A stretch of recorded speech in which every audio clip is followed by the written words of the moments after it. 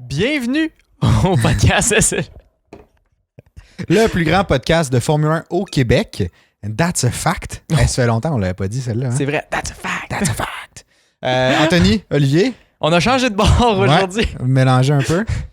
Aujourd'hui, c'était comme la journée du contraire. Là, fait que on a changé de place. Mais moi, je suis crissement bien dans ton spot. Fait, je pense que tu viens moi, de le perdre. Moi, je suis vraiment bien ici aussi. Là.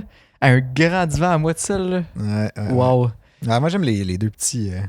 T'as l'air d'être le king. Là. Je me sens important. C'est juste une apparence. Là. C'est ça, exact. Parce que, évidemment, comme dans le dernier podcast, je l'ai réécouté aujourd'hui parce que je me suis dit, pour s'améliorer, il faut réécouter nos affaires. Là. Faut de la rétroaction. Faut la rétroaction. C'est ça, ouais. Puis en réécoutant ça, je me rappelle du bout, tu sais, qu'on disait qu'on était des animateurs.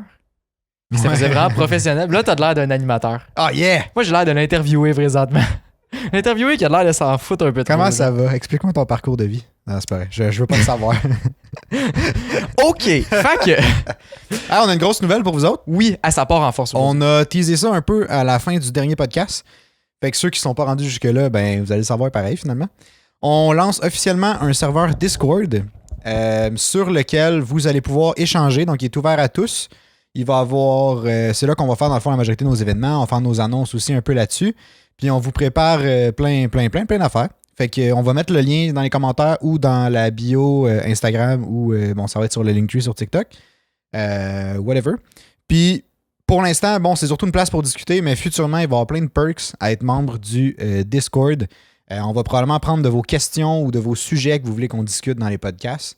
Ou probablement juste des questions live aussi. On avait pensé à un petit concept là, de vous enregistrer une question vocalement là, sur votre téléphone. Vous l'envoyez, mettons, sur le Discord. Puis nous, on va l'écouter en live sur le podcast puis répondre à cette question-là. Fait que si jamais ça vous intéresse, vous pouvez mentionner genre yeah, fucking let's go dans les commentaires. Exactement, on va savoir que c'est pour ça. Puis sinon, allez voir le lien qui est dans les commentaires ou dans la bio, puis rejoignez le Discord. On va faire aussi un post sur Facebook, sur Instagram. Il va y avoir des clips sur TikTok pour que vous puissiez comme suivre tout ce qui est écrit là-dedans. Ouais.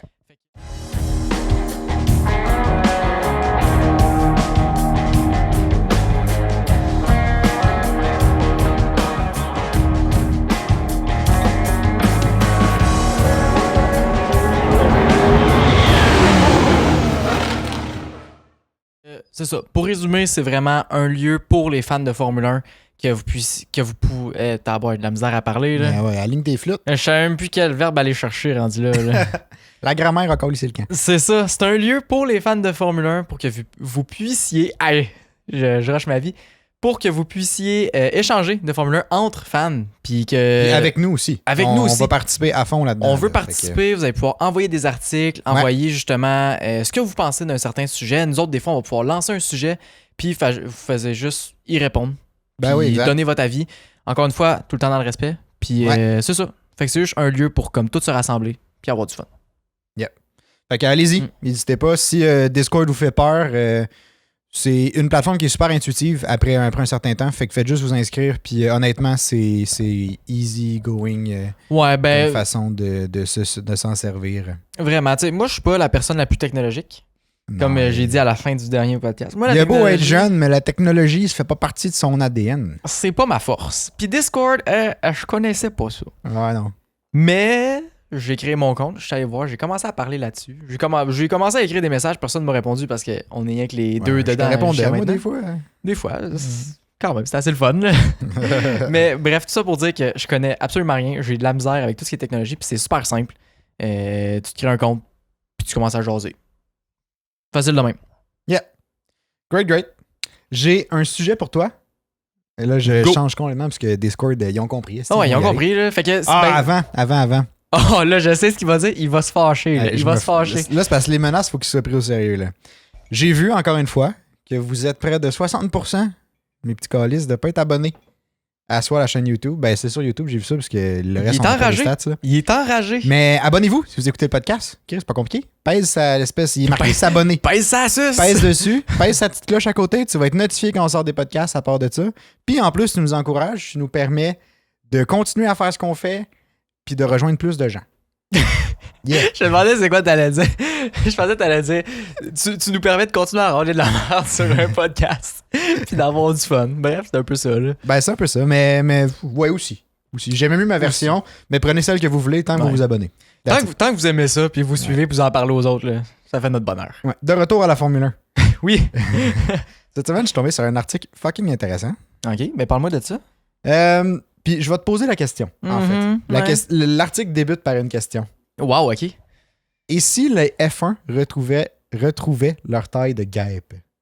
De guêpe. De guêpe. Mais ça, il y a écrit, mais là, je vais te reposer la question. Pose-moi la question. C'est juste parce que je trouvais qu'elle était bien formulée. Qu'est-ce que tu penserais si les F1 retrouvaient les dimensions qu'il y avait autrefois? Fait que quand les chars étaient un peu plus petits, comparativement à le mastodonte qu'ils ont présentement. Là. Oh, ouais. J'aimerais ça. Je sais pas quoi dire, mais j'aimerais ça, puis j'aimerais pas ça en même temps. OK, j'aimerais ça que les chars reprennent leur taille d'avant, parce que c'était pas mal plus simple de dépasser. De ce que je connais de la Formule 1, c'est pas des experts ni rien, mais apparemment c'était plus simple de dépasser dans ce temps-là. Puis je sais pas, j'ai l'impression que ça faisait que le pilote avait plus de pouvoir sur le véhicule, genre, puis c'était moins le char. Peut-être que je me trompe aussi, mais c'est une impression que j'ai. Mais les raisons de pourquoi j'ai pas envie que ça revienne comme ça, c'est que c'est tellement impressionnant à voir en personne, là. La grosseur que ça, t'arrives à côté de ça, pis t'es comme shit, moi je suis petit en vierge. Mm-hmm. T'arrives à côté d'une roue, pis t'es comme, t'as regardes dans les airs comme si c'était un gratte-ciel. Non, mais c'est ça. Juste parce que c'est immense, pis c'est impressionnant à voir. Fait que si c'était plus petit, j'ai l'impression que il y aurait comme moins de wow, même si ça resterait super impressionnant, tu sais. Moi, j'ai l'impression, puis je suis d'accord avec ta réponse. Puis c'est un peu. Merci de pas m'invalidifier. C'est pas facile à sortir. Bref. Le gars, il a fait les drinks avec du rhum quasiment en pur. Là. Ouais, non. C'est un rough enough. Mais tu sais, je suis d'accord avec toi parce que c'est vrai qu'une F1 plus petite, tu sais, permettrait. C'est un char qui est plus agile, là, globalement. Ouais. Là.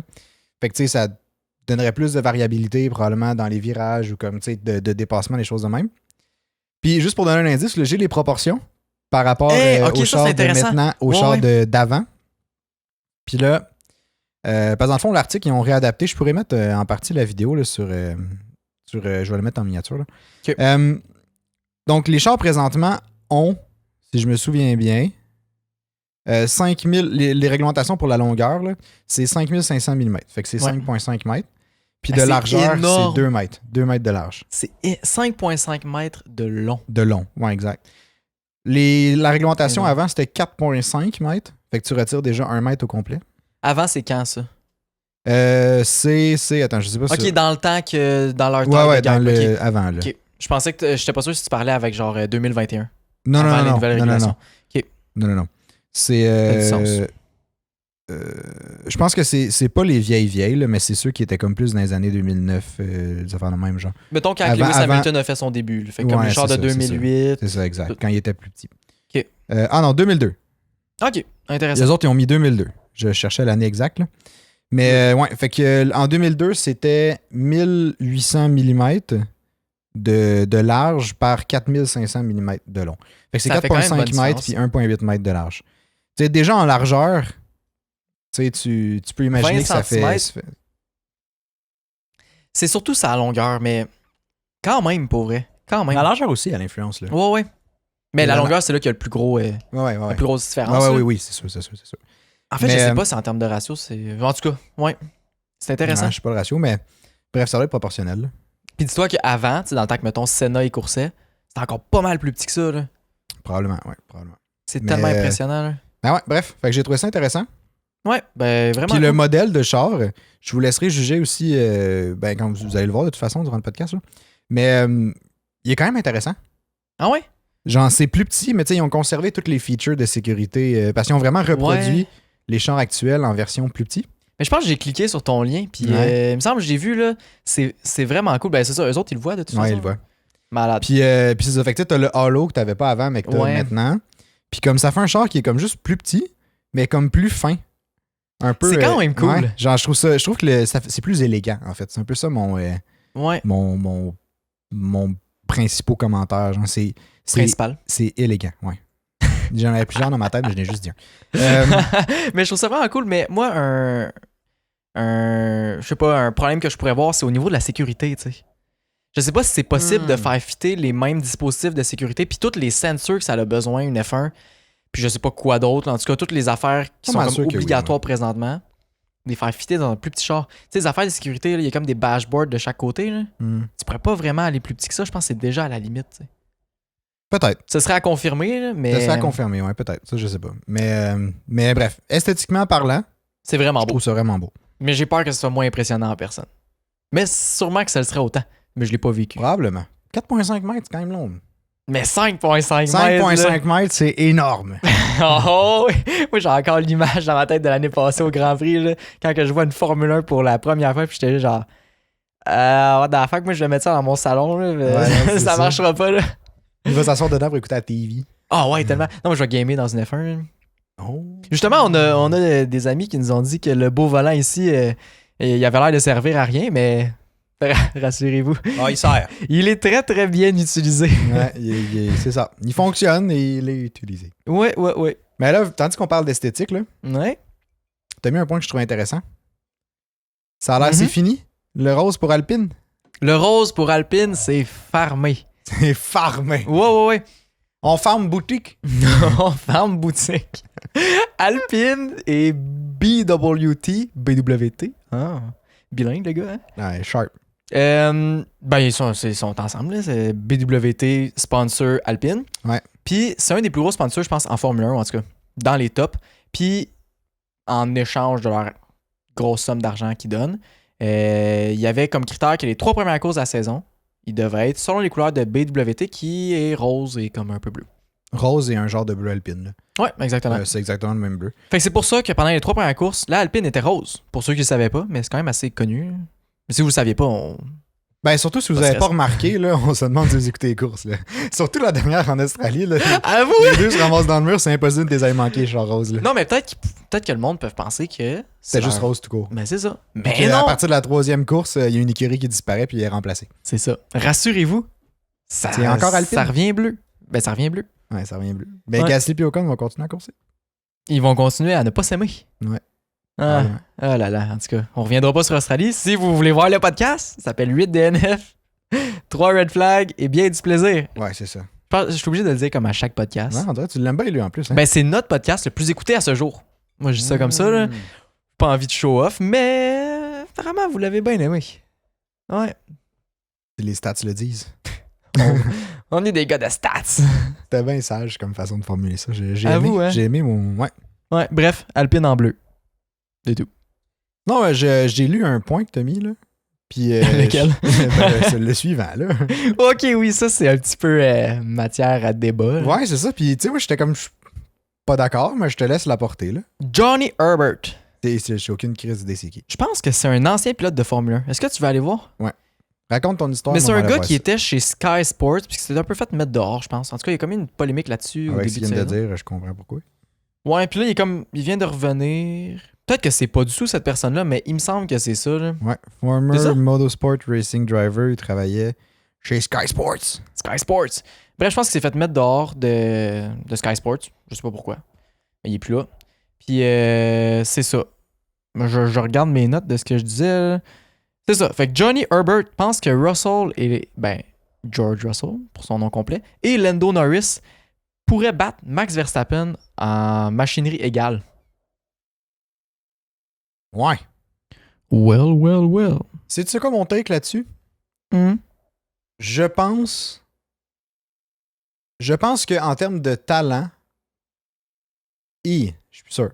Je pense que Johnny Herbert parle beaucoup parce qu'il a besoin de fame. Probablement. Parce qu'il est plus chez Sky Sports. Mais en termes de talent, je suis comme ça, mais en termes de talent, Verstappen, je suis pas mal sûr, bat Russell et Lando. Ouais. Déjà en partant. Puis en plus, si tu rajoutes l'espèce de petite agressivité que Verstappen a de plus, je suis pas mal sûr qu'il irait toutes les chercher. Mais Russell, il back pas down jamais. Là. Non, Russell, il back pas down, je suis d'accord. Mais il y a un driving style un peu différent de Verstappen. Là. Il est quand même c'est quand même pas pareil. En même temps, on l'a jamais vraiment vu, tu sais. Non, c'est vrai. Mais tu sais, non, c'est vrai. Bref, mais je sais pas. J'ai quand même un bon penchant pour Verstappen. Même si j'aime beaucoup Lando. Moi, Lando, c'est mon fils, là, pour ceux qui le savent. Là. Ouais, Lando, puis j'aime beaucoup George aussi.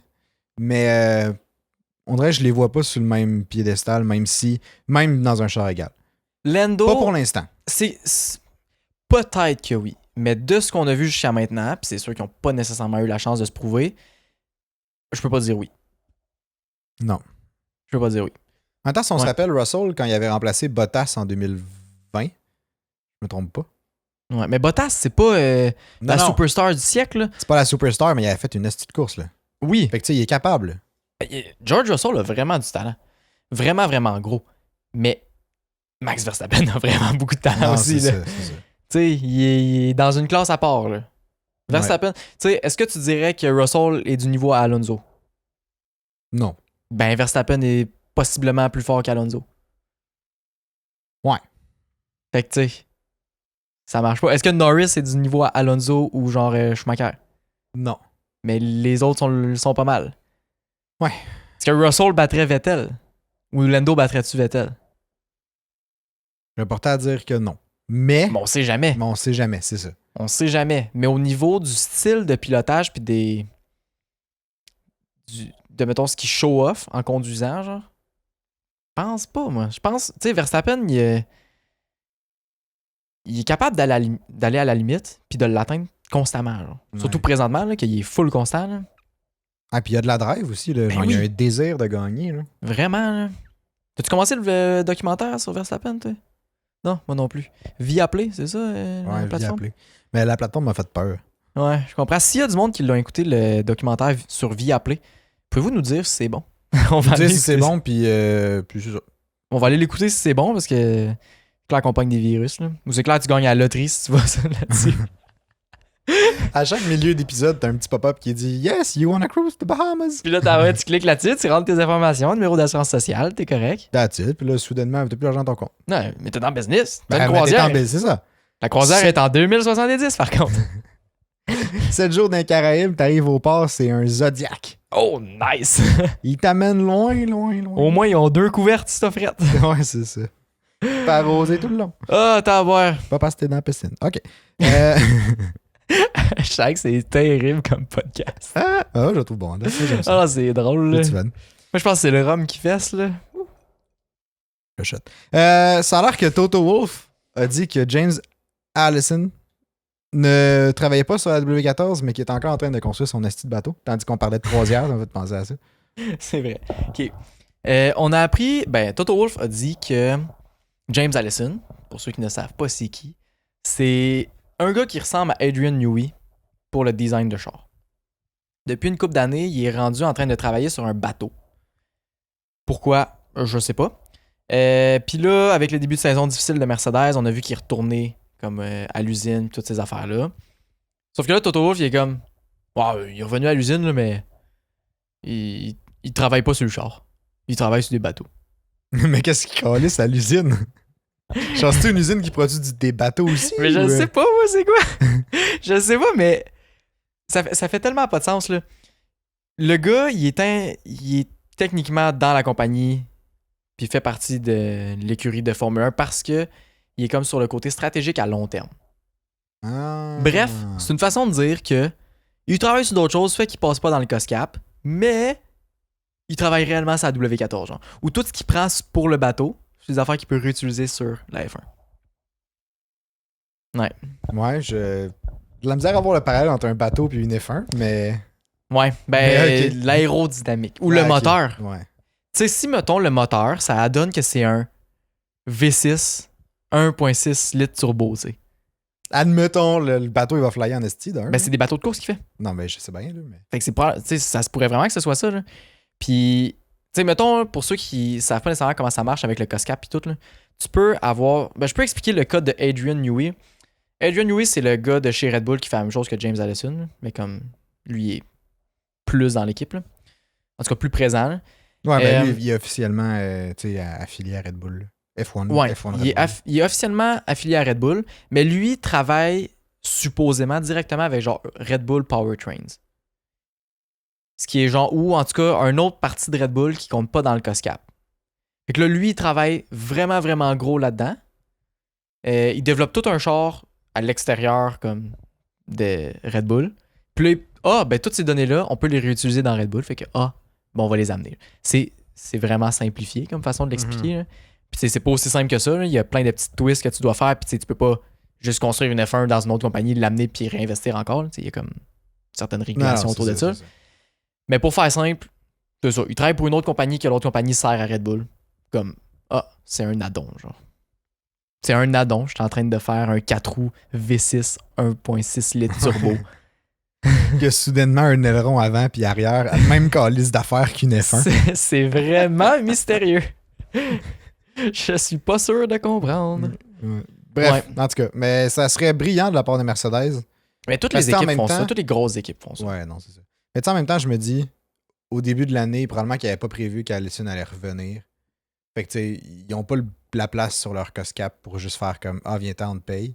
Mais non, puis s'ils commencent à le dire. Viens-t'en, on t'inclut dans l'écurie. Fait que il faut comme qu'ils reviennent par le backdoor, genre, qu'ils passent comme semi-inaperçus. Puis là, si Toto Wolff commence à dire il travaille sur le char, ben là, ta twist de cost cap, elle marche plus. Là. Non, c'est ça. Tu sais, genre, tu viens d'avouer qu'il travaille sur le char. Fait que son salaire doit être mis sur le char aussi, puis c'est genre un salaire de dizaines de millions, là. Je sais pas c'est combien, là, mais... Pas payé en peanuts, ça, ce monde-là, là. Non. Le beau James, il manque pas d'argent pour aller faire des croisades dans les Caraïbes, lui. Mm-hmm. Ouais. Là, je préparais des questions pour toi. Mais t'avais aussi mis un point qui se relie un peu à une de mes questions. C'est vraiment cool. Est-ce que tu veux que je fasse le petit cours avant? La petite explication, ou tu veux faire le quiz avant? Ça me dérange pas. T'as-tu quelque chose que tu préfères? Vas-y. Non, vas-y. Fais le petit paragraphe, comme ça les gens vont recevoir l'information puis ils essaieront de répondre à ma question de quiz. Ok, tu vas poser la question en plein milieu. Après. Ok, après? Après. Ok, parce que c'est quand même un gros sujet puis c'est vraiment intéressant. On vous fera pas attendre plus longtemps quand même. On n'est pas si méchant que ça, là. C'est quand même. On part en pause publicitaire, c'est pas vrai. On n'a même pas Si seulement on en avait une. Si seulement on avait des sponsors. Notre vie est triste. Ça, c'est bon, là. Pour ceux qui écoutent encore le podcast, là, on vous aime tellement. Là. Ouais, merci beaucoup. Vous payez pas nos factures, mais merci quand même. Non, c'est ça. Non, mais voir que vous écoutez encore à ce point-là, tu sais. Ouais, c'est bon. Vas-y donc, parle-nous de ton truc, là. Pourquoi investir dans la Formule 1 en tant que sponsor? Parce que t'as de l'argent à perdre. Tu veux des crédits d'impôt? Oui, mais non, tu sais. Ah. Il y a d'autres raisons que ça, puis c'est vraiment intéressant, parce que je sais plus c'est dans quel dernier podcast. Vous allez devoir toutes les écouter pour le trouver. Bon, on en a parlé dans le cas de McLaren. On a parlé beaucoup de sponsors dans le cadre de McLaren, puis que Zach Brown, il amenait plein de sponsors. Mais qui livrent jamais rien. Là, on va arrêter de le répéter, mais on en a parlé pas mal quand même dans les derniers temps. Ça fait toujours autant rire. Ton histoire, là. Ouais, ok. Fait que pourquoi qu'un sponsor voudrait investir dans la Formule 1? C'est une question que je me posais, puis on dirait que je savais comme pas trop pourquoi, parce que, mettons, tu prends Aramco. C'est une compagnie genre de pétrole ou de quoi de même. Là. Genre, il va pas te vendre un baril, toi qui écoutes chez vous la course, là. Ouais, dans ce que tu veux dire, tu sais, ils font pas de la pub pour que le public... Pour vendre, là. Non, c'est ça. Pour que le public achète leurs produits, genre. Tu vois le sponsor Petronas sur la Mercedes, tu te dis, tabarouette, mais aller acheter 3 Petronas. Ouais, je sais même pas c'est quoi. C'est du gaz, c'est. Ok, c'est ça. Je m'en doutais, là. Tu peux pas acheter 3 Petronas. Je m'en doutais, là, mais je t'avouerais. Je me mettais à la place des gens qui écoutent, là, puis ils devaient se dire, c'est quoi des Petronas? Fait que là, fallait que je pose la question. Oui, j'avais pas le choix. Oui, moi, t'as acheté 3 Petronas. Moi, t'as acheté des Petronas. Bref, c'est genre compagnie de lubrifiant. Genre de l'huile, là. Ça, je vais peut-être en acheter, finalement. Non, mais c'est genre de l'huile à moteur, gaz. C'est du pétrole. Pour faire bref, là. Pétrole, Petronas. Ah, c'est pas en tout cas, ils font de l'huile pour la Mercedes. C'est eux autres qui développent l'huile de moteur de la W14 puis des dernières années aussi. Ok. Mais ils font d'autres affaires. Là. Allez donc faire vos recherches, gars. Ben ouais, tapez ça sur Google, là. Ouais, fait que c'est pas mal ça, mais tu sais, t'as d'autres sponsors comme genre Pirelli pour les pneus. Mais tu sais... Pirelli pour les pneus, ça, je peux voir le lien peut-être avec le consommateur. Mais je vais tout expliquer ça. Ok. Ouais, tu peux en acheter, mais tu sais, il n'y a pas une annonce Pirelli... 50% de rabais ce week-end pour la fête des mères, genre. Utilisez le code promo SLIB15. Nous sommes maintenant sponsors par Pirelli. Ok, fait qu'un peu d'histoire par rapport à l'arrivée des sponsors en Formule 1, parce qu'il n'y a pas toujours eu des sponsors en Formule 1. C'est clair. Donc, au début, les sponsors étaient principalement en bord de piste. Fait que genre, c'est des barrières, toutes ces affaires-là. C'était principalement aussi des sponsors dans le domaine de l'automobile, ce qui fait quand même vraiment beaucoup de sens. Jusqu'à date, je te suis. Ouais, ça fait du sens. Fait que c'est genre Michelin, Pirelli, whatever, des trucs comme ça. Des étoiles Michelin? Non, c'est la même compagnie, là, mais en tout cas. OK. On n'embarquera pas là-dedans. Le guide Michelin, étoile Michelin, puis les pneus Michelin, c'est toute la même compagnie. Je sais pas si tu savais. Ouais, je savais, parce qu'on en a parlé il y a pas si longtemps. Ah oui, c'est vrai. Je pense que c'est toi qui m'as dit ça. Nice. Ben, je t'avoue que, oui. Continue. Fait que le but de ces sponsors-là, quand ils mettaient des annonces sur le bord des pistes puis tout, c'était vraiment de vendre au public. Fait que c'est complètement l'inverse de maintenant.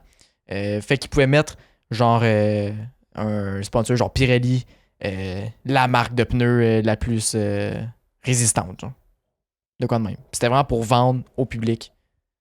T'as du marketing. Gros marketing sale. Okay. Marketing très, très genre premier degré direct. Là. Bang. Tu veux du Pirelli, ben achète ça, un rabais. Genre le basic, là. Ouais. Vas-y. Ouais. Okay, continue. Premier sponsor sur un véhicule est apparu en 1968. Puis évidemment, ça ne surprendra pas personne que c'était une compagnie de tabac. For sure. Dans les années 60, là, c'était les plus grosses compagnies. Ils sont encore pas mal grosses aussi, là, mais moins qui étaient, mettons. Ben c'est ça, là, ça a comme perdu la popularité, là, mais en tout cas. Fait que c'est ça. Premier sponsor, marque de cigarettes, c'était Imperial Tobacco. Puis c'était sur une Lotus. Oh! Lotus, OK. Apparemment, ils n'ont pas payé assez cher parce qu'ils ont passé proche de faire faillite. Ouais. Bref. Il y avait déjà des sponsors sur les habits de pilote. Fait que mettons, genre tu vois Petronas sur le suit d'Hamilton, genre. Ouais, sur le suit d'Hamilton. Ou comme Monster sur le suit d'Hamilton. Exact. Ben ça, il y en avait déjà, puis c'était principalement genre des marques d'huile ou de gaz ou des choses comme ça. Là. OK. Des affaires qui faisaient vraiment du sens, encore une fois, avec l'automobile. Là. Puis, encore une fois, le but était de vendre.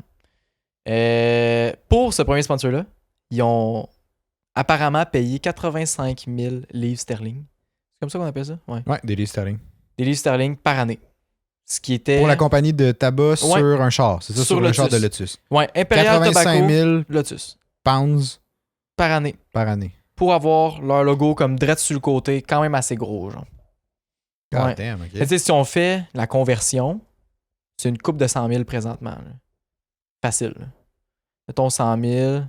Ça doit frôler le million par année. Peut-être un peu plus même. 85 000 dans les années 68. Mettons avec l'inflation, puis toute la hausse des prix, puis toutes ces choses-là. C'est plus un 85 000 comme présentement. Là. Ouais, non, c'est ça, c'est sûr. Bref, attends, je vais faire une équivalence. Mais je sais pas si tu peux trouver ça sur Internet. Là. Ouais, avec le trou d'un... C'est sûr que oui. Les sterling, c'était quoi, 168? 68? Ouais. Fait que mettons par rapport à aujourd'hui. Mettons.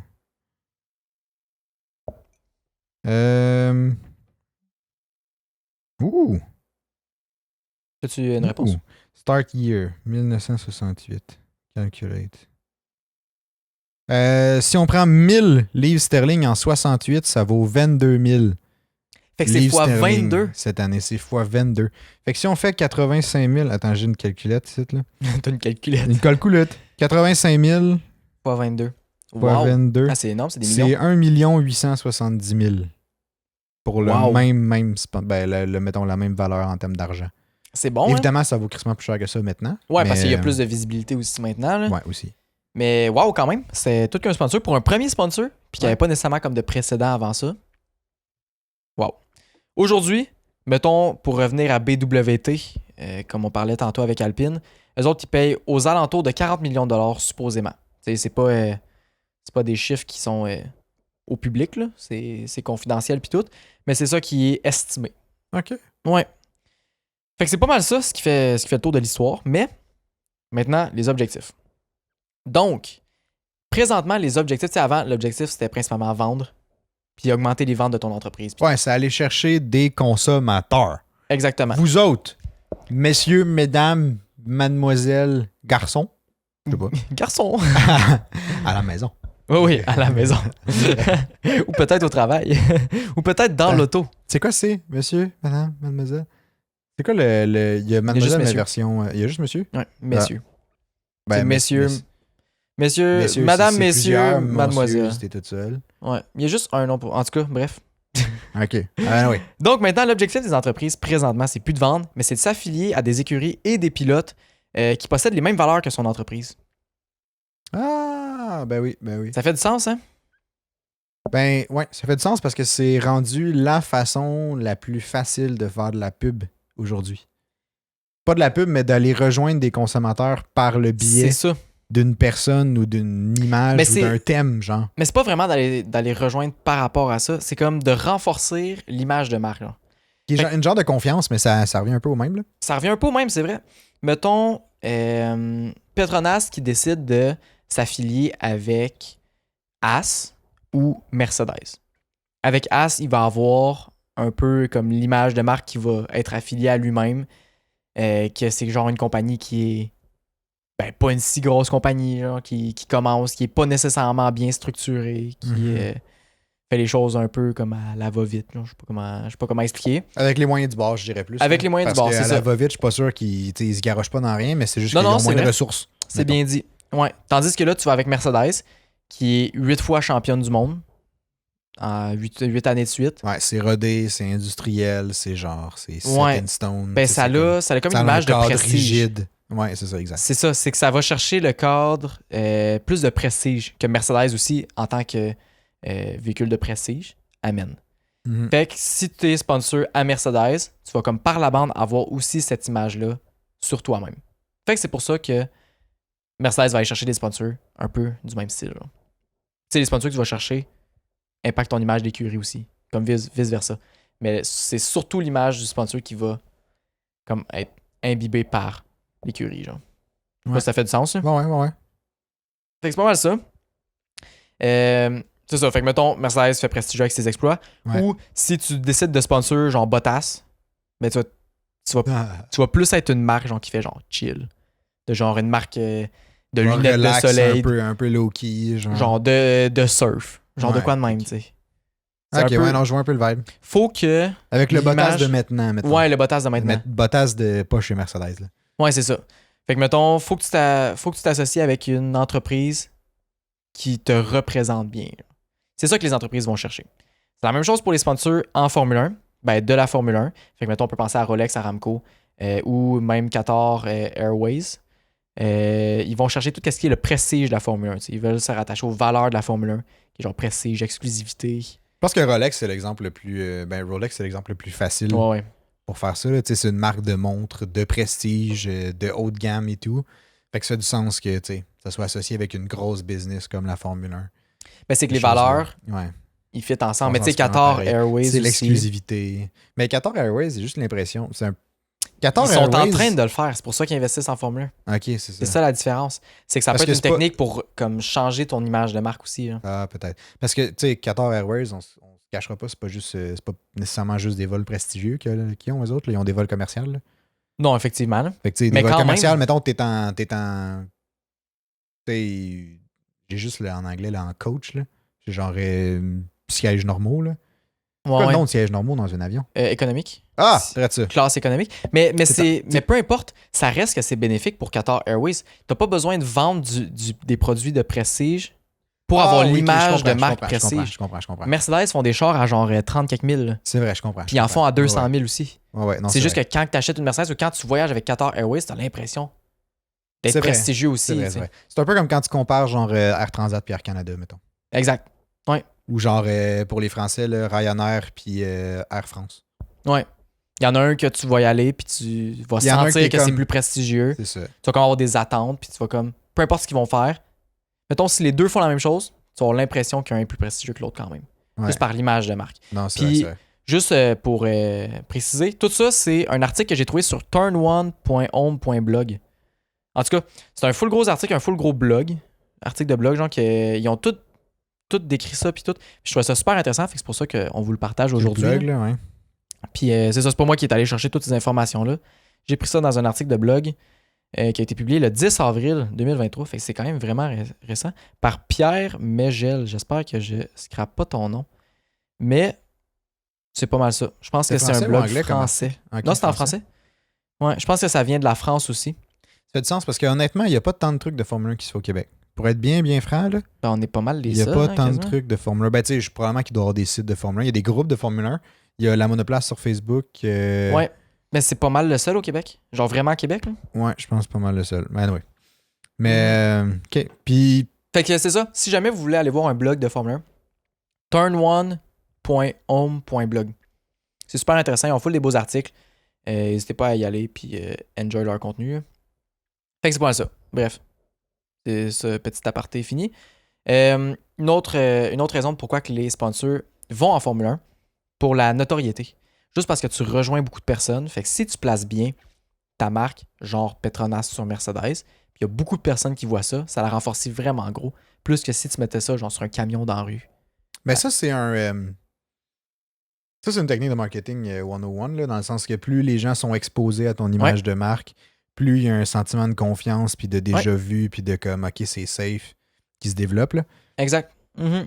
Ouais, c'est en partie pour ça, justement, qu'ils le font. T'sais, ils veulent pas vendre, mais ils veulent que tu commences à t'habituer à leur marque. T'sais, on va se dire, c'est des marques qui ont des millions et des millions d'argent, des fois des milliards. Fait que c'est ça. Ils veulent que tu t'habitues à la marque, que tu gagnes confiance, puis après ça, tu es juste vendu comme client pour eux autres. Par exemple, on a justement Pirelli. Quand on regarde Pirelli ou qu'on se dit, les Formule 1, ils roulent sur des Pirelli, qu'est-ce qu'on se dit? On se dit, c'est les meilleurs pneus de course. C'est les pneus les plus performants de la planète. Pas le choix. Même si, pas nécessairement, tu sais.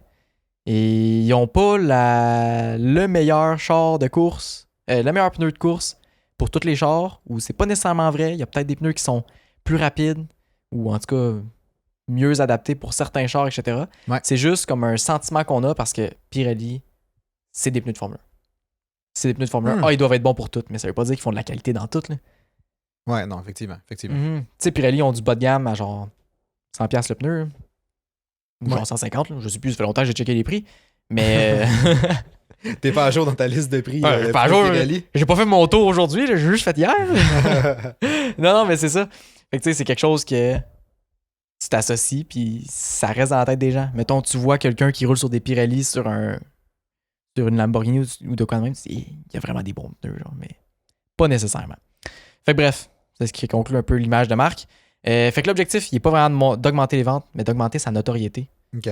Puis comme la reconnaissance que tu as avec le monde directement genre, à un coup d'œil. Yeah. Fait que c'est pas mal ça. Puis c'est pourquoi que les sponsors visent souvent les partenariats à long terme.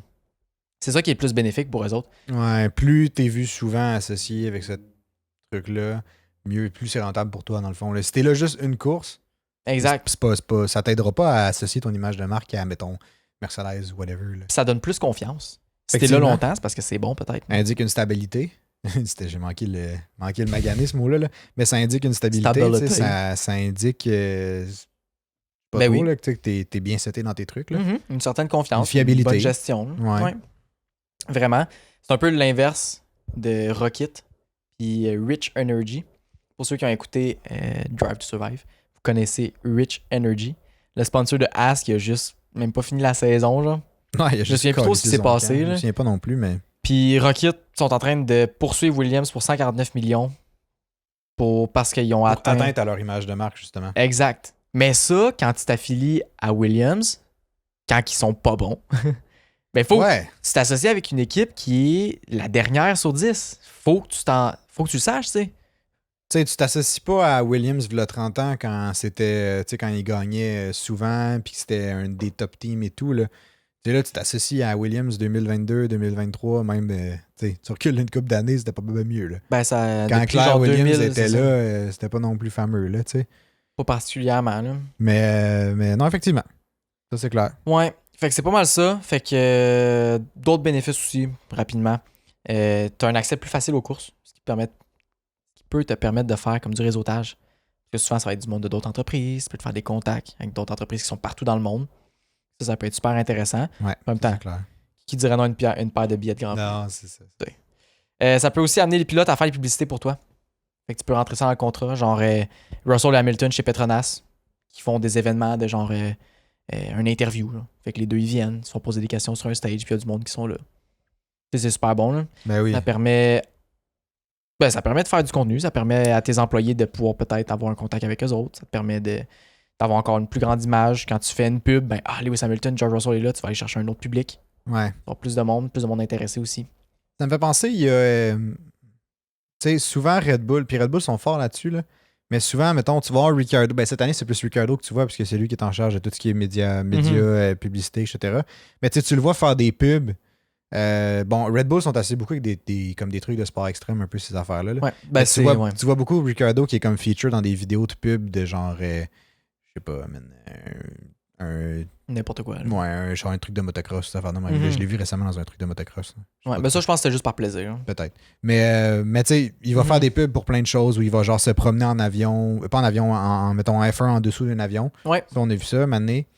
Tu sais, oui, je pense que c'est une pub de Red Bull, celle-là. Ou de Red Bull. Ouais, je pense que c'est une pub de Red Bull. Mais bref. Fait que tu peux les voir faire plein d'espèces de petits stuns de même. Je pense que Lendo en avait fait aussi il n'y a pas si longtemps. Là. Non, c'est intéressant pour eux. Mais ouais, fait que c'est pas mal ça. C'est ce qui amène les sponsors. Fait que c'est pas nécessairement de vendre, c'est plus d'aller chercher, de travailler sur leur image de marque. Mais tu sais, c'est des millions à travailler sur ton image de marque. Fait que c'est, encore une fois, des entreprises qui ont l'argent de se le permettre. Non, c'est ça. Mais ça a des bénéfices énormes. C'est pas. Ça, c'est. J'ai l'impression que c'est une étape que tu fais quand tu es rendu établi en tant que business, là, définitivement. Là, quand tu cherches à aller atteindre des gens dans l'immédiat, parce que, tu sais, genre ton prochain trimestre dépend de tes ventes. C'est ça. Tu peux pas te permettre d'investir à ce point-là. Genre, nous autres, là, ouais, on pourrait pas sponsor une équipe de F1. On se le cachera pas. On se comptera pas de farce à soir, là. On se comptera pas de farce. Vous êtes bien fin, mais on n'a pas l'argent pour payer une équipe de F1. Ah, c'est pas de la vie qui manque. Non, écoute, imagine le célèbre podcast, on voit ça sur une Alpine parce qu'ils sont français, tu sais, je sais pas trop. Ben, c'est ça. Ça pourrait. Malade. Mais en même temps, on n'est pas français. On parle français. On parle. Ouais, mais il y a une petite distinction. On est français dans nos descendances. Ouais, mais je pense plus que Aston Martin, on aurait plus de chance. Parce que le beau Lawrence Stroll puis le Lance Stroll, ils sont montréalais de souche. Ouais. Tu viens de dire qu'il est beau en plus. Fait que... Ben ouais, là, j'ai gagné des points. On a gagné des points, là. Lawrence. Il parle français, le petit Lance. Oh ouais. Bon, vous savez qui appeler, là. Cassé, mais il parle français pareil. Ouais. Ben, en tout cas, avec ce gros segment-là sur les sponsors, oui, ça m'amène à J'ai 4 questions que là, j'ai pris juste par intérêt puis par qu'est-ce que ça pouvait susciter un peu comme discussion. Peut-être qu'il y en a qui ne susciteront pas de discussion. Peut-être qu'il y en a qu'on va avoir plus de choses à dire. Mais j'en ai une en lien avec les sponsors. Ouh. Ça m'intéresse. Ça m'intéresse. Puis, j'ai eu peur parce que dans ta petite description, tu as parlé d'une date qui, dans ma tête, était peut-être ce que ma question était, mais finalement, c'est correct. OK. Tu as dit que Lotus avait mis sur leur char pour la première fois un sponsor en 68. Oui. Maintenant, puis là, c'est en quelle décennie est-ce que Ferrari a mis leur premier sponsor sur leur char? Fait que, mettons, en décennie, je parle années 70, années 80, années 90 ou les années 60. Peu importe. Fait que bon, maintenant que tu as fait la petite intro, je vais te dire 60, 70, 80, 90. Là, tu vois les autres choix de réponse que j'avais mis sur le OneNote, mais t'es mieux de ne pas regarder. Ben, je les vois, là. Ouais, c'est ça, je vois, hein. Mais bref. Mais tu sais, te mettre dans une idée, je donne des petits indices, là, ou peut-être pas. Ben, tu peux m'en donner, là, ce serait quand même le fun, parce que c'est quand même assez compliqué comme question. Ouais, mais je vais te dire, mettons, enlève les choix de réponse que j'ai mis là. Ouais. Puis prends juste mettons, les années 60. Parce que 68, c'est le premier. Fait que peut-être que Ferrari est en 69 aussi, on sait pas. 60, c'est possible. 60, 70, 80, 90. Parce que, tu sais, années 2000, on... Non, ça, c'est sûr que non. Là, ça, on sait qu'il y avait des sponsors. Ça fait quand même longtemps que les sponsors sont là. Mais, fait que 60, 70, 80, 90, les dernières décennies du 20e siècle. Puis, c'est ça. Pour te donner un indice, qui est peut-être pas un indice aussi, Ferrari a toujours été une marque assez... Ouais, ils ont toujours été réticents. Proud. Ouais. Je sais pas comment dire ça, là, mais ils sont fiers. T'sais, Ferrari, c'est une écurie, c'est mais prestigieux. C'est prestigieux, mais c'est une écurie, mais c'est aussi un mode de vie, kind of. Si tu modifies une Ferrari, tu te fais bannir et tu n'as plus jamais le droit d'acheter une Ferrari. Ouais. Dans un dealership. C'est la même chose pour une Bugatti aussi. Ah ouais? Ouais. OK, intéressant. Fait qu'en tout cas, si tu modifies une Ferrari, ben, tu vas recevoir une lettre directement de Maranello puis de te faire dire tu es banni de Ferrari. Mais il me semble qu'il y a beaucoup de compagnies de chars de luxe qui font ça. Ah ouais? Peut-être pas sur tous leurs modèles. Okay. Mais mettons, sur les gros modèles haut de gamme, il y a beaucoup de compagnies de chars de luxe qui font ça. Je comprends. Fait que, mettons, années 60, 70, 80, 90. 70, j'ai pas l'impression. J'ai l'impression que ce serait les derniers à faire ça. En même temps, en 68, ça laisserait comme un 2-3 ans. Mais tu sais, tu penses que les années 70, mettons 1979, rentre là-dedans aussi. Là. Ouais, c'est ça. C'est ça l'affaire. Est-ce qu'ils ont été 12 ans en retard puis ils ont eu leur premier sponsor dans les années 80? Sachant que, tu sais, 85 000 pounds par année, c'est une question d'argent aussi là-dedans. Là. Je sais pas si t'essaies de me flouer ou si t'essaies de me donner la bonne réponse. Je sais pas. 1990. Je te fais réfléchir. En 90? Ta réponse, ça? Ou t'allais dire quelque chose? Je sais pas. Moi, j'ai envie que ce soit ma réponse, là, mais là, tu me fais douter. Je suis sûr, là. Répondez en commentaire ce que vous pensez. Ouais, répondez en live. Mais à date, trichez pas, là. À date, il est niaiseux, ça, je vous le dis, là, mais... T'es tellement une merde, tu joues dans ma tête. Là, je sais plus quoi dire. 2010! 1920! 1970. Non, mais je te donne une indice, sont relativement proches de Lotus, là. Genre, tu sais, je t'ai donné les réponses pratiquement, là, mais c'est, tu sais... Ben, 1970 d'abord. Ouais, c'était dans les années 70. Mais... Ça fait du sens, mais en même temps, ça m'aurait pas surpris que 1990 parce que... c'est ça, c'est Ferrari. Ben, tu sais, là, tu vois, ils ont bien fait leur image de marque. Ouais. Parce que t'as adhéré complètement à leur concept. C'est vrai. Mais en même temps, tu sais, imagine que présentement, une écurie introduit quelque chose de nouveau, genre en termes de génération de revenus, là, parce que ça reste, pour les écuries, des sponsors, c'est des revenus. Ouais. C'est strictement ça. Eux, en calissent pas mal qu'est-ce qui est sur le char. Là. C'est sûr que si complètement à l'opposé de leur valeur, peut-être qu'ils vont dire non. Mais en même temps, s'ils proposent assez, peut-être qu'ils vont dire oui. Il y a comme une balance entre argent qui rentre puis impact, si on veut, sur la marque. Là. Imagine qu'en 68, il y a eu la première commandite sur une Lotus. Eux ont vu la rentrée d'argent, parce qu'il n'y avait pas de COSCAP, la rentrée d'argent qu'il y a eu chez Lotus cette année-là, 85 000 par année, qui équivaut à 1 800 000, je ne sais pas ce qu'on avait dit. Là, c'est fois, 000, je pense. Ouais, c'est ça. Maintenant, fac, tu sais, clairement, ils ne cracheront pas sur cet argent-là s'ils veulent garder un avantage compétitif. Fait que, oui, OK, peut-être que dans les 2-3 premières années, ils vont stick true à leur comme racine et tout, là, mais à un moment donné, ils vont faire le changement. C'est comme si cette année, Mercedes, mettons cette année, Red Bull, ça me fait penser à un truc que j'ai vu. Ouais. Red Bull et Aston Martin, ils ont des freins uniques là, sur la grid. Puis là, on va vous en reparler plus tard, là, mais c'est intéressant. Red Bull et Aston Martin, c'est les seuls qui ont des disques, pas des disques, des étriers qui sont spécifiques. Puis là, j'ai pas eu le temps de faire assez de recherche, pour ça, je n'étendrai pas ce sujet. Mais comme tu vois cette amélioration-là, ouais. Tu sais, les écuries feront pas genre on stick true à notre concept dans les 12 prochaines années. T'sais.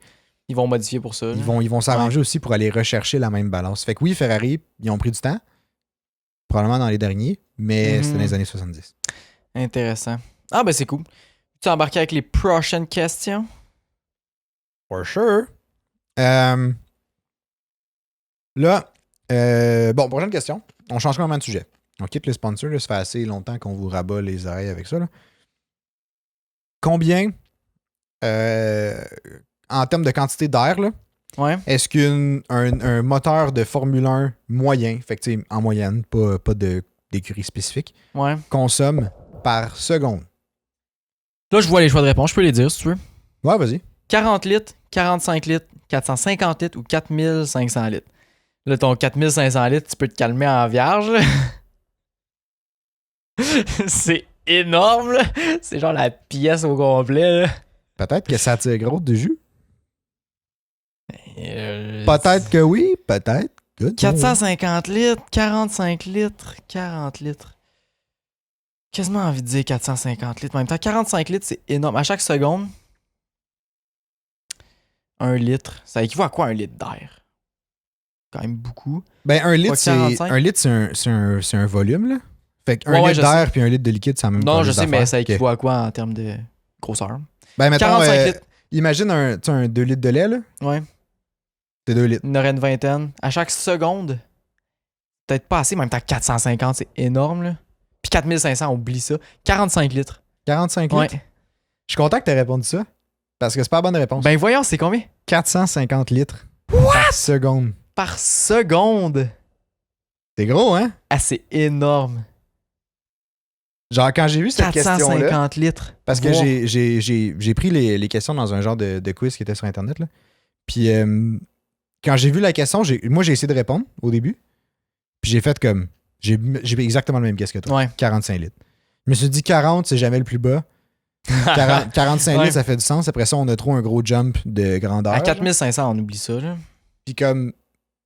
Tu sais, 45 litres, je me suis dit, hey, imagine, tu feeds 22 bouteilles de 22 2 litres de lait, là, par seconde. C'est énorme. Genre, tu moi, je trouve que c'est gros, là. Mais 450 litres, j'étais impressionné. C'est pour ça qu'on entend toute En l'aspiration. même temps, ouais, exact. Ouais. Puis tu sais, à la vitesse qui roule, il y a une énorme quantité d'air qui passe. Ouais. Là. C'est vrai. Tu sais, ça a beau être par Ouais. seconde, là, mais il y a de l'air en vierge là, qui rentre là-dedans. Là. C'est vrai. Ah, ben, tabarouette. Fait que c'est ça, C'est 450 intéressant. litres. Fac. How much? Hein? Ben, vas-y, je vais te laisser dire la question. Hein. Ouais, sinon, un peu dans le même ordre d'idée, là, c'est un même genre de question. Là. Quelle quantité de gaz est-ce qu'une écurie de Formule 1 va consommer dans une année? Mais typique, mettons. On parle encore en moyenne. Là. C'est pas. Il n'y a rien de spécifique. Là. Mais les choix, c'est. Tranche de 10. 2000. 20 000, 200 000, 2 millions. 200 000, 2 millions. C'est quoi en kilogrammes? En litres encore. En litres. 20 000 litres. Hein, attends. Ils ont à peu près 100 quelques kilos par course. Est-ce que c'est juste dans les courses ou dans toute la saison? Ça dit in a typical season. Fait que dans une saison typique. Mais là, ça veut-tu dire... Dans une saison totale, complète. Là. Fait que même les essais libres pis tout. I guess. Fait que là... I guess. Je t'avouerais que cette question... J'y ai pensé aussi. Là. J'étais comme c'est un peu nébuleux. Là. Mais je pense que c'est dans juste les courses. Il y a Peut-être. 20 courses. Je vais dire 20 000. Je vais dire 20 000 litres. Ouais. Et puis, t'es là? Ouais, je m'en allais voir par course. Mais non, c'est pas ça. C'est combien? Pas 2000. C'est... Non, Ok. non, c'est 200 000. What? 200 000 litres? Ouais. Ok, litres. C'est vrai. Ouais. Mais Moi, j'avais en tête en kilogrammes. Non, 200 000 litres Hey! dans une année. Puis je pense que ça Wow. comprend juste les courses. Je suis pas sûr, mais je pense que ça comprend juste les courses. Parce que sinon, 200 000 c'est quand même, litres. ça consomme quand même gros. Là. Ouais, mais c'est ça. C'est énorme. Mais ouais. On va finir avec une dernière question Yes. qui que je trouve intéressante, mais qui est probablement pas si difficile que ça. Là. En quelle année, quelle saison de Formule 1, fait quelle année de cette saison-là, Ouais. on a vu la première victoire d'un char de Formule 1 qui avait un moteur arrière. Je veux Un dire- moteur arrière, c'est en arrière du pilote. Ouais. Simplement la définition. Là. Les choix de réponse, c'est 1955, 1959, 1964, 1967. Et je vais dire 1955. Parce que je pense pas que ça a été si tard que ça avant. 55? Ouais. Attends, je me souviens plus de la réponse. T'étais quand même proche. C'est 59? C'était 59. Hein. Puis tu vois, dans les choix qu'eux ont donnés, il n'y avait pas 55, puis je l'ai rajouté parce que je me suis dit, sinon c'est trop facile. What? Mais non, c'est en 59. Vieille Mais c'est peau. 9 ans après les premières éditions de la C'est Formule 1. plus tard que j'aurais pensé. En même temps, en 1959, c'était quand même de la bonne technologie, là. Ouais, non, c'est ça. C'est Hmm. après... tu sais, Ouais. c'est tout un changement. Là. Tous les chars avant ça avaient un moteur avant. Ben oui. Puis, tu sais, là, soudainement, t'introduis un moteur arrière. C'est bien beau d'introduire un moteur qui est à l'arrière, mais il faut que tu le fasses performant aussi. Là. Genre, Ouais. faut qu'il rivalise avec les autres. Là. C'est vrai. Fait que c'est ça. En 59. Bah ouais, sur toutes ces défaites-là, sur toutes ces, ces mauvaises C'est vrai, réponses-là, t'en as pas eu aucune. Une chance, ça comptait pas. une dans chance, notre, ça comptait pas parce que sinon, j'aurais été vraiment gêné. Il est pourri. Ouais, c'est ça. Fac, sur toutes ces mauvaises réponses-là, Ouais. je vais aller pleurer. Puis ben, on va se retrouver pour un prochain podcast. D'ici là, suivez-nous partout, laissez-nous vos commentaires. Si vous voulez parler de notre podcast à vos amis, votre famille, tout le monde, ça nous aide tellement. Ta mère, ta grand-mère, n'importe qui. C'est ça. Fait que parle-en, laisse des likes, partage nos posts, ça nous fait tellement plaisir. Ouais. On les voit quand vous le partagez, puis c'est toujours autant le fun. Ouais. N'hésitez pas à commenter en dessous des posts aussi, ça nous fait vraiment plaisir de vous lire. Vous pouvez nous écrire aussi en privé, On répond majoritairement. Fait tout le que, temps, ouais. sans exception. Oubliez pas, le Discord, vous inscrire, il va y avoir un post ou dans la description, Anto va expliquer tout comment faire. Ouais. Puis aussi dans les posts, on va expliquer comment faire, ça va être super simple, on va pouvoir créer une belle communauté qui va être super le fun, qu'on va pouvoir échanger puis partager tout ce qui nous passionne par rapport à la Formule 1. Exactement. Fait qu'on se revoit pour le prochain podcast qui va être lundi prochain, 6h. Soyez au rendez-vous. Yep. Ciao, ciao! À la poche pleine.